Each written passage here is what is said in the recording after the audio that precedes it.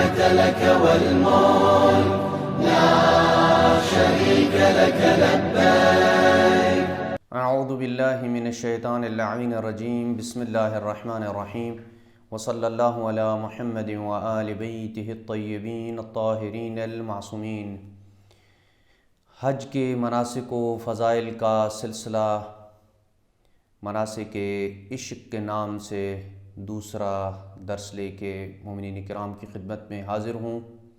قبل اس کے کہ حج کے وجوب کی شرائط کو آپ کی خدمت میں اجمالی طور پہ بیان کروں، تیمناً و تبرکاً امام جعفر صادق علیہ السلام کی وہ روایت جسے سماع نے امام علیہ السلام سے نقل کیا. سماع کہتا ہے کہ امام علیہ السلام نے مجھے کہا کہ سماع تم ہر سال حج پہ کیوں نہیں جاتے ہو؟ کیا چیز تمہیں مانع ہے اور رکاوٹ ہے کہ تم حج پہ جایا کرو؟ کیوں نہیں ہر سال حج پہ جاتے؟ سماع کہتا ہے میں نے کہا کہ میرے کچھ معاملات ہیں، کچھ گھریلو مصروفیات ہیں جس کی وجہ سے میں حج پہ نہیں جا سکتا ہوں. دعا کرتا ہوں کہ اللہ میرے لیے اس میں بہتری کرے تو شاید میں حج پہ جا سکوں. امام علیہ السلام نے فرمایا کہ تیرا حج کو ترک کرنا، اس میں کبھی بھی اللہ کی قسم اللہ تیرے لیے بہتری نہیں کرے گا. اور ایک اور دوسری روایت میں ہے کہ جب بھی کوئی بندہ حج کو ترک کرتا ہے تو اس کا یہ حج کا ترک کرنا کسی گناہ کے سبب ہوتا ہے. انسان کسی گناہ کا ارتکاب کرتا ہے جس وجہ سے حج سے وہ محروم ہو جاتا ہے. حج کے وجوب کی شرائط آپ لوگوں نے کئی دفعہ سنی اور کئی دفعہ پڑھی ہیں. میں ان تمام شرائط کو تو نہیں بیان کروں گا، لیکن ان کو اجمالی طور پہ بیان کرنے کے بعد کچھ ایسے مخفی موارد کو آپ کے سامنے بیان کروں گا کہ عام طور پہ لوگ سمجھتے ہیں کہ میرے پاس چونکہ کیش نہیں ہے لہٰذا میرے اوپر حج واجب نہیں ہوگا. تو اس سے ہم ملتی جلتی جو ریلیٹڈ مثالیں ہوں گی معاشرے کی ان کو ہم آپ کے سامنے لے کے آئیں گے کہ اگر کیش نہ بھی ہو تو کس طرح انسان کے اوپر حج واجب ہوتا ہے. لیکن اجمالی طور پہ حج کے وجوب کی شرائط کو جلدی سے بیان کر دیتا ہوں. نمبر 1، وقت وسیع اور کافی ہو تاکہ انسان اس میں تمام اعمال کو مکہ جا کے انجام دے سکے. نمبر 2، جسمانی صحت اور قوت بھی ہونی چاہیے. اگر کوئی شخص بیمار ہے، بوڑھا ہے اور وہ اعمال حج کو وہاں جا کے خود نہیں بجا لا سکتا ہے، سفر نہیں کر سکتا ہے، یا اعمال حج کے لیے اسے وہاں پہ رکنا پڑتا ہے اور اس کے لیے وہ وہاں کا جو موسم ہے گرمی ہے اس کو وہ برداشت نہیں کر سکتا ہے، تو یا اس کے لیے حج کرنا حرج کا موجب بنتا ہے، تو ایسی صورت میں اس کے اوپر حج واجب نہیں ہوگا، لیکن وہ کسی کو نائب بنائے گا جو اس کی نیابت میں جا کے حج کرے گا. تیسری شرط یہ ہے کہ رستہ کھلا ہوا ہونا چاہیے، امن و امان ہونا چاہیے. اور چوتھی شرط یہ ہے کہ انسان کے پاس نفقہ بھی موجود ہو، یعنی اخراجات بھی موجود ہوں. وہاں رہنے کے، کھانے پینے کے جو سفری ضروریات ہیں وہ بھی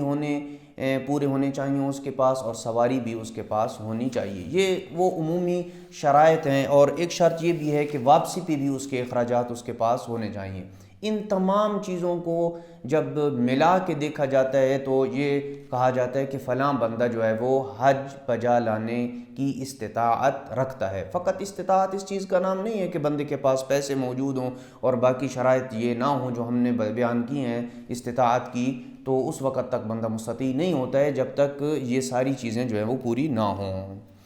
اب مسئلہ یہ ہے کہ اگر کسی کے پاس کوئی جائیداد ہے اور اسے اس کی مناسب قیمت کے اوپر خریدنے والا کوئی بندہ نہیں ملتا ہے، کم قیمت کے اوپر جو ہے وہ خریدنے والا بندہ ملتا ہے، تو لازم ہے اس کے اوپر کہ وہ اس کو بیچے، فروخت کرے اور اس کے اوپر اس پیسے سے وہ حج کرے. اس کی مثالیں میں چند آپ کی خدمت میں عرض کرتا ہوں. اگر کسی شخص کے پاس ایک پلاٹ ہے جس کا مارکیٹ میں جو ریٹ ہے وہ 50 لاکھ روپیہ اس پلاٹ کی قیمت ہے، لیکن اس کو فوری پیسہ اگر مثلا فرض کرو ضرورت ہے اور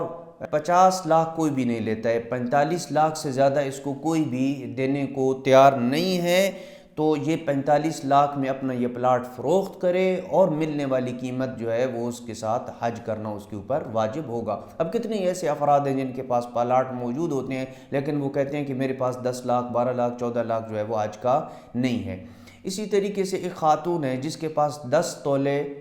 سونا موجود ہے، اگر وہ 4 تولے سونے کے بیچ دے تو ان سے وہ اپنا حج کر سکتی ہے، چاہے وہ کم مقدار کے اوپر ہی بیچے، البتہ اتنی زیادہ مقدار کم نہ ہو جائے اس کی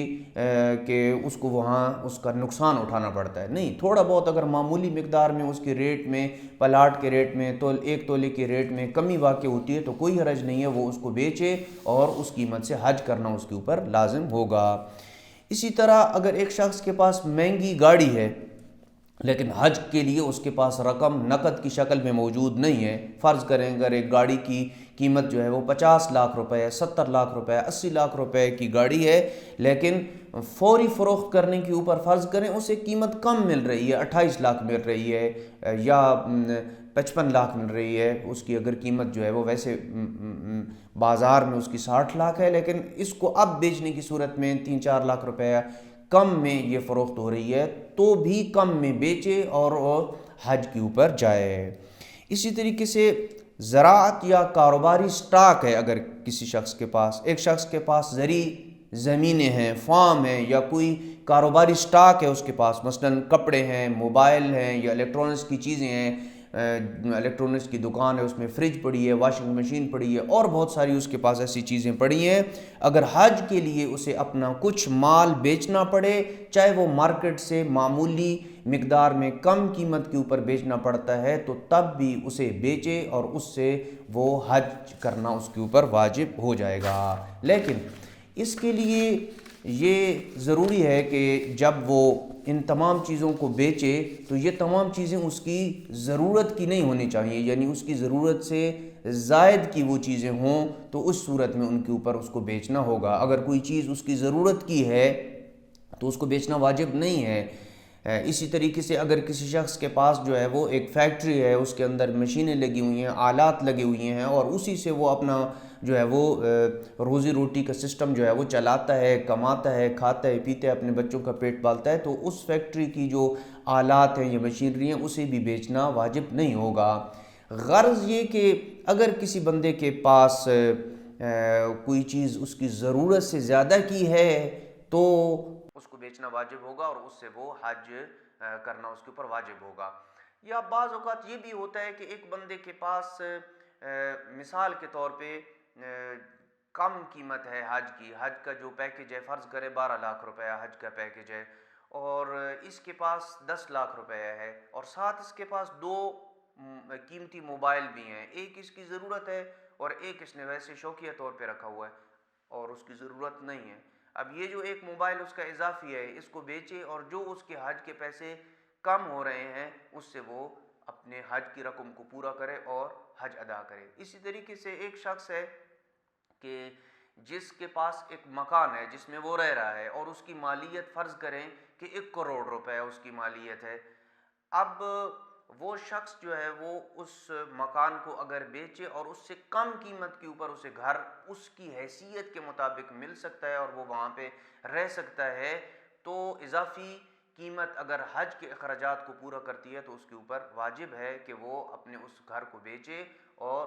حج کرے۔ مثال کے طور پر 1 کروڑ روپے اگر اس کے گھر کی قیمت ہے اور 90 لاکھ میں اسے کوئی اور گھر جو ہے وہ مل رہا ہے جو اس کی معاشرتی حیثیت کے مطابق ہے اور 10 لاکھ کے اخراجات جو ہیں وہ اگر حج کے لیے پورے ہوتے ہیں، اگر نہیں بھی پورے ہوتے اور ساتھ تھوڑی بہت رقم اسے خود ملا کے کرنی پڑتی ہے جو اس کی ضرورت سے زیادہ ہے تو بھی اس کے اوپر حج کرنا واجب ہوگا۔ اب یہ جتنی بھی مثالیں ہیں ان تمام کو اگر ملا کے دیکھا جائے تو ایک بندے کے پاس ان تمام مثالوں میں کیش نہیں ہے لیکن تب بھی وہ ایک ایسی پراپرٹی رکھتا ہے، ایسی جائیداد رکھتا ہے کہ جو اس کی ضرورت سے زیادہ ہے اور اس سے جو اس کا روز بسر اس کا ہوتا ہے، اس کا معاش جو ہے وہ چلتا ہے، اس سے اضافی ہے تو اس کو بیچے، چاہے وہ کم قیمت کے اوپر ہی تھوڑی بہت معمولی مقدار میں کم قیمت پہ ہی بیچتا ہے تو تب بھی اس کو بیچنا واجب ہے اور وہ بندہ حج پہ جائے گا۔ وصلی اللہ علی محمد وآل بیتہ الطیبین الطاہرین المعصومین۔